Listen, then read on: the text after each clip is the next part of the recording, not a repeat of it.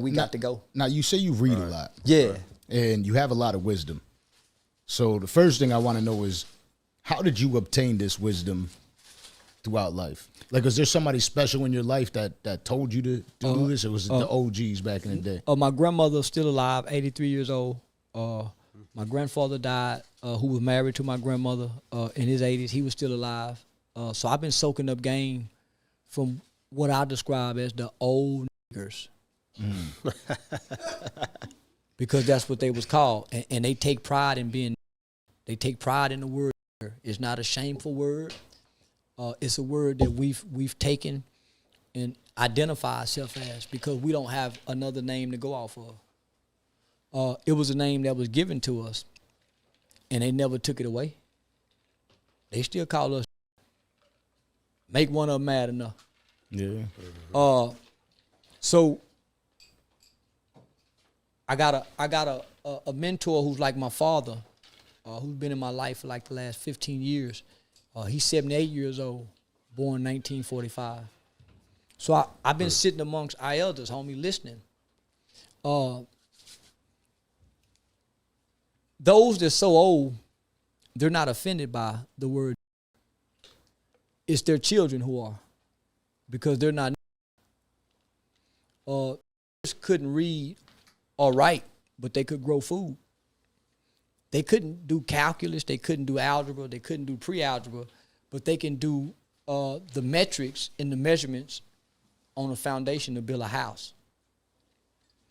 The people who was called didn't speak proper English, but they stayed married with all their family together. They could fix tractors. They could count money.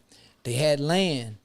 They had goats. They had chickens. They ate out their backyard, and they wasn't dependent upon the government or nobody else helping them or giving them anything.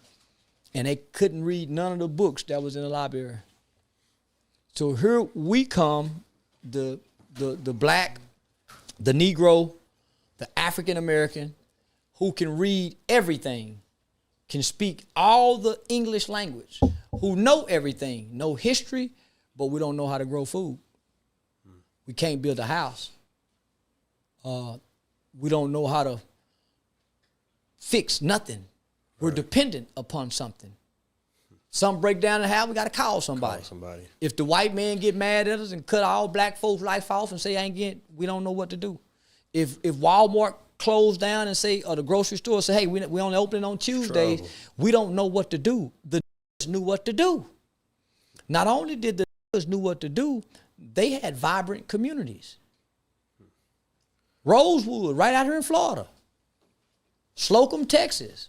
Black Wall Street. Tulsa, Oklahoma. So these people had vibrant communities with businesses, banks, dentist office. Doers. Movie theaters. But they couldn't read, really. And they was dependent upon one another, buying and exchanging from each other. So you have a group that came along and said, man, I ain't no, I can read, I can write, I ain't ignorant. I don't wear coveralls. I got a suit. Matter of fact, I got 4 suits. I'm highly educated. I'm a Negro. They're dependent. They need a job to live. The said, only people who need a job is the people who don't know how to fish. Those are the people who have to get up and go find a job. They don't know how to fish. They can't hunt. So then you got another group come along and say, I'm black and I'm proud. They didn't want to be Negro and colored. I'm black and I'm proud. The Negro and colored wanted to put his best suit on and stop eating at the mom and pop and go eat at Luby's. Red Lobster, because he thought it was better. Because they took the signs down. So the Negroes lost theirs because they children, the Negro and the coloreds and the blacks, wanted to go to the white man's stadium and didn't want to hang out in the old hot parks where the Negro League was. They wanted to go into the stadium. You know, they want to go high-five LeBron James. So they started rejecting the nigga. No, mama, I don't want to be no nigga. I don't want to work on the farm. I'm going to sell the land and move to the city. So the niggas lost everything because of their Negro and colored children. Here come the blacks and the African Americans. What we do, we start rejecting the Negroes. That Dr. King, that civil rights, fighting for rights. Man, we got enough rights. We stopped fighting for rights. So we start rejecting them. We start saying, oh, that Jesus you got on the wall, oh, that's the white man Jesus. But it worked for them. Everything that the people had before us worked for them. It got their mother ass out of slavery. Whatever God they were praying to, it finally got their ass out of slavery. Then it come along, whatever God they were praying to got them some rights. Now all of us have our own gods. We ain't got a goddamn thing. We Hebrew, we Muslim, we did. We ain't got nothing. But all of them had the same God down there. So here come, after the black and I'm proud, what we got? The real, the street, the gangster, the hip hop, the gang. So now, what are black and I'm proud? So now we rejecting everything before us. Yeah. What you think coming after us? When we seeing these 10-year-old little kings shooting dice. What y'all think coming after us? Yeah. And we ain't got nothing to correct nothing. What's coming after us, my? Some people, they have to be enslaved. Damn. Because they're already digital slaves. They're online every day not making no money. You are a digital slave. We are making money off your time and your energy rather than the backs of your labor. Everybody is. And everything is going to technology. So when the AI come in, what you think you're going to be? Just a looking as a slave, not making no money because the AI is going to be making money. All the people at Walmart been fired because they got the check-in, check-outs. Yep. But you go be on your phone. Why you think so many platforms are starting to monetize and pay now? Content creation. Snapchat is for to start paying content creation. Yeah. They're starting to put content creation in schools and trade schools next to barbering and hairstyling. No way. What? Huh. Yo, do y'all hear the gems that are being dropped tonight? If y'all aren't hitting that like button, the subscribe button. See, they want the character, man. No, they want to fuss and cuss. This is it, though. Yeah.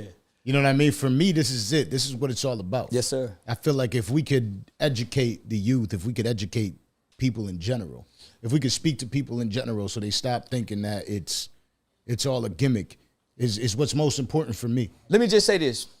It's not that I don't want to educate them. I know we got to do more than just educate them to change the we're not trying to stop nothing because we can't stop it, but we can change the trajectory of it. Yeah. Because we changed the trajectory with this music, right? So listen, we cannot stop the ones that got to go to prison because of the home life, where they came, how they were raised and where they was raised. But what we can do, like me and you, when we meet these little for however long we got these little that's going to see us and with them, we show them the best of us. We show them the best of us so you can equip them for this journey. Empower them. Because there's some things they're going to need to make it out of prison and still come back with the good mind that I done helped save. By teaching you what's right and wrong, man. I can't stop it. I don't know what you done been through, little homie.